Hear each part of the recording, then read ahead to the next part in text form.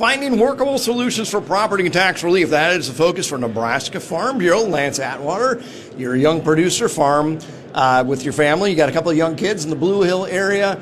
Property taxes. Just speak to people about how significant that issue is for you and your operation. Well, I think a lot of people don't always think that property taxes impact young people, but it does, either directly or indirectly, whether you own your home, you own your ag land, or if you rent. If you rent your house, you rent ag land, you are paying for those property taxes, and unfortunately we continue to see property taxes grow, and it's time we got to slow that growth. You got some charts here today. That burden just continues to rise, doesn't it? Yeah, it continues to get worse and worse. And the hard part is I know for like me on my ag land, I noticed that my property taxes went up 8%, but just this last year, corn prices are down 10% or more.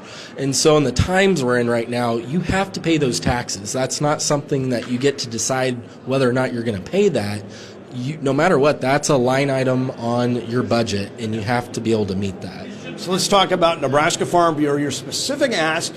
You're trying to address this because it's a tough issue because the state does not set property taxes. Local government, we have school boards and county commissioners, and these are the people by and large who set the tax rate.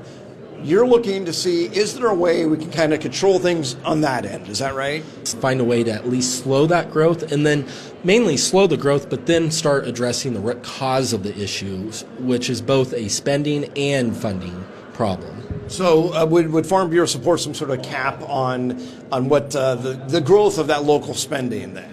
Yeah, so that's kind of what Farm Bureau is looking at this year, is helping cap slow that growth, just to give relief to homeowners and ag landowners. Again, it's not whether you're a large landowner or you're an elder.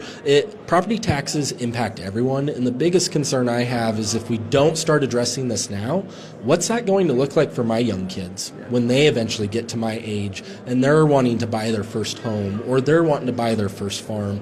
We got to start addressing this, and we got to slow the growth of property taxes. And we already touched on it, but just as a young producer, given the difficult conditions right now, we all know that commodity prices remain lower than we would like, input costs remain high, and in a certain way of thinking, property taxes essentially are another input cost that you can't control. Yeah, property taxes are definitely an input cost that we cannot control, and we just know right now we're in a challenging time with farming, with low commodity prices, high input costs. We know 2026 is going to be a really challenging year for our farmers, especially in the row crop sector. And so, again, we got to look at all these costs. And, again, property taxes is one of those big costs that has to get addressed, whether that's indirectly through paying those or indirectly through renting land. On the federal level then, creating new markets, I know there's talk of E15 happening.